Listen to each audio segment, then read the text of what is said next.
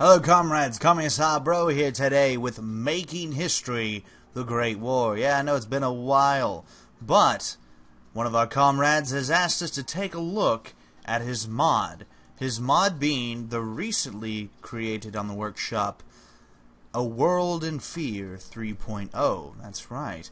As we can see, this mod adds in some new countries. It changes the government ideologies of multiple countries, and even goes so far as to rename many of the countries as of 1920. That's right. So this is interesting to say the least. So far from what I've seen, I like the core concept of the mod. The core concept of the mod is that the Soviets, or excuse me, the communists have risen in many of the areas of Europe. That's right, specifically in the East. So basically it's 1920. The communists have taken over Russia, of course, following under Lenin. The Hungarians overthrew basically the Austro-Hungarian Empire to create the Hungarian Soviet Republic. It still occupies areas in what would be Yugoslavia, and so on, in like northern Romania, and even, I don't remember, is this part of Romania or Poland? I think Poland. I could be wrong though, don't quote me on that. Czechoslovakia, and so on and so forth. So the Hungarian Soviet Republic is still a very powerful force to be seen, I guess you could say. Now what's important about this mod is there's battle lines that have been created. For example, the Prussians are at war with the Soviets in the East. The Prussians are going to be allied with the Italians, the Danes, and the Norwegians, while fighting against the Russians, the Hungarians, and the Bavarian Soviet Republic. The Bavarian Soviet Republic being right here. You could almost look at them as a sort of rebellion within the Prussian borders. France, on the other hand, is at war with the English, or the British Empire in this case. So you've got quite a few enemies fighting against France, and this kind of keeps England out, or excuse me, it keeps the British Empire, or the United Kingdom, out of the war. At least out of this Eastern War. So it'll be far more interesting to kind of see what happens. Preliminary, like, if we're looking at the beginning of this, it kind of looks like the Germans and their German allies are going to have the advantage in the war. The Germans are still an absolutely powerful military force. In this case, I guess this is assuming that World War I ended far differently. With basically a status quo, I would imagine. No Treaty of Versailles here, I'm suspecting, but again, I'm not sure.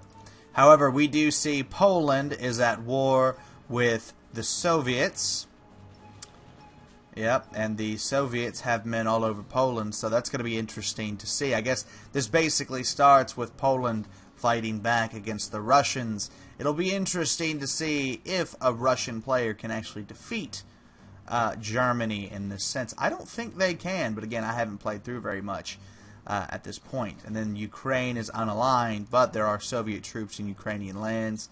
And there's a couple mistakes here or there where these lands are occupied, or the Ukrainians are occupying it, but they don't have full control. That may have been done by pure choice, which again is, you know, at the maker's discretion. Supposedly Israel is very OP. Oh my goodness gracious, they are absolutely OP. Look at that resource production in Israel. That's redonkulous. And that region air defense is absolutely insane. Interesting. So I guess nobody wants to mess with Israel in this case. I would not want to mess with Israel in this mod. Supposedly, the United States is a little bit different too, and as we can just see by the color, they most certainly are. This is the Union of America rather than being the United States. It is a socialist state, and I think reading in the description, it was saying that it is currently under the control of Leon Trotsky, which again is an interesting idea to say the least. What about China? How's China? Is China any different? Doesn't look like China's any different. from what we can tell. Yeah, it does not look like it is. Interesting to say the least. Japan is still pushing up. Yeah, okay, so that's pretty cool. Japan's a little different. Is Japan a socialist as well? Yes, Japan is also socialist as well. Interesting. Very, very interesting. Alright, so now that we've kind of been acquainted with the world, let's end a few turns and kind of see what happens as the fighting really starts to escalate between all these great powers. Now what I'm going to do is I'm going to skip a few turns ahead so that we don't have to sit here looking at loading screens. Alright, so this is probably an interesting time to, you know, start talking again. Apparently, there's a second American Civil War that's been added into this little mod, which is an interesting thing to occur. And basically, the French are beating my ass because I'm not really doing much to fight against them. I'm mostly spam ending turns to watch what happens. As we can see, the Poles are actually doing mightily successfully against the Russians, which is very interesting to say the least, especially considering they're not actually getting involved in any type of fight, or they're not getting involved with the Germans in this case, like allying with them. This means that Germany has a major advantage over the Russians. What I would probably do to relatively balance that out just a smidgen is maybe give the Russians some more troops.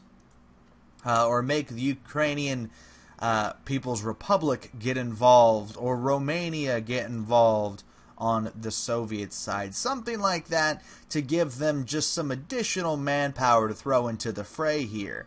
Because they've got the Hungarian Soviet Republic, but that might not be enough to hold back the might that is Prussia or Germany. Again, it's very similar to the just your basic World War I type scenario. Germany is going to be a tough enemy to face, and I don't think, as it stands, that Russia will be able to do that on their own, especially when it looks like the Germans have chemical weapons. That's a huge advantage when the Russians don't seem to have much more than hordes of militia, which are not good at all. I mean, that's a pretty good army there, but still, they're getting bombed.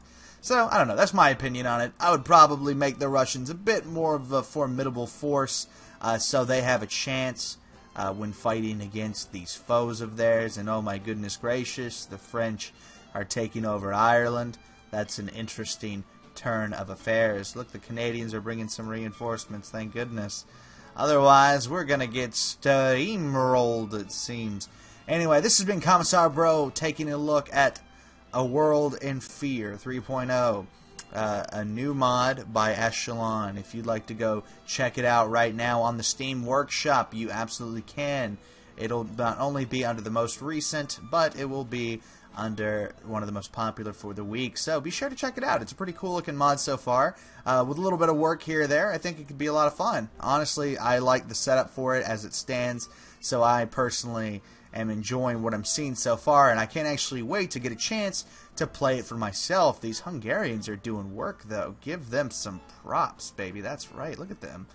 They're like whipping Italy's tail, coming all up in their business. But the Germans are starting to move back down against them, so it probably won't last for too long. That's right. But anyway, this has been Commissar Bro. Thanks for watching, and I'll see you guys next time.